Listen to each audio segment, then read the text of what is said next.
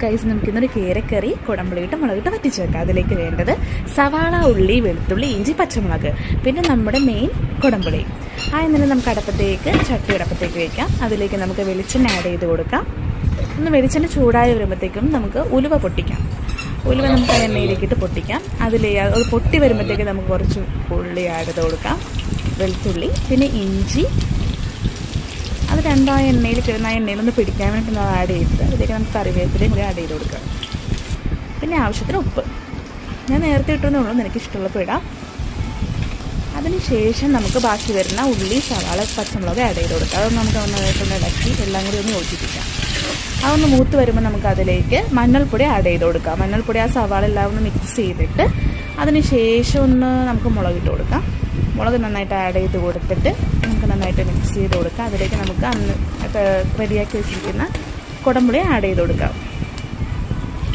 ആ കുടമ്പുളിയുടെ പുളിയും വെള്ളവും നമുക്ക് ആഡ് ചെയ്ത് ഒന്ന് മിക്സ് ചെയ്ത് കൊടുത്തിട്ട് ആവശ്യമായ വെള്ളം നമുക്ക് ആഡ് ചെയ്ത് കൊടുക്കാം. വെള്ളം എല്ലാം ഒന്ന് സെറ്റായി നമുക്ക് റെഡിയാക്കിയിട്ട് അതിലേക്ക് നമുക്ക് മീൻ ആഡ് ചെയ്ത് കൊടുക്കാം. എനിക്ക് ഈ ചേരയിൽ ഏറ്റവും ഇഷ്ടമില്ല തലയും മുള്ള് അങ്ങനത്തെ പീസുകളൊക്കെ കേട്ടോ. നിങ്ങൾക്ക് എങ്ങനെയാണ് ഇഷ്ടപ്പെടുന്നത്? അതാണെങ്കിൽ ഒന്ന് കമൻറ്റ് ചെയ്യണേ. എനിക്കത് ഭയങ്കര ഇഷ്ടം. അതുപോലെ തന്നെ എനിക്കിന്ന് കേര വാങ്ങിയപ്പോൾ പഴഞ്ഞിൽ കിട്ടി കേട്ടോ. പഴഞ്ഞിൽ കണ്ടില്ലേ, എൻ്റെ മോന് ഭയങ്കര ഇഷ്ടം മുട്ട. അപ്പോൾ ഞാനത് അവന് വേണ്ടിയിട്ട് ഞാൻ സ്പെഷ്യലായിട്ട് വാങ്ങിയതാണ്. അതിന് ശേഷം ഞാൻ ലാസ്റ്റ് കറിവേപ്പില കൂടി ആഡ് ചെയ്തു. കറി റെഡി ആയിട്ടുണ്ട്. നമുക്കിനി തിളച്ചിട്ട് പറ്റിച്ചിട്ട് നമുക്കിനി തുറന്ന് നോക്കാം. കറി നന്നായിട്ട് തിളക്കുന്നുണ്ട്. എന്നിട്ട് നമുക്കൊന്ന് തുറന്ന് നോക്കാം. നമ്മുടെ കേരക്കറി റെഡി. നല്ല ടേസ്റ്റി ആയിരുന്നു. കപ്പ ചോറിൻ്റെ കൂടെയൊക്കെ ബെസ്റ്റാണ്. അപ്പോൾ ഇനി അടുത്ത വീഡിയോ ആയിട്ട് ഞാൻ വരാം. Bye, see you, take care.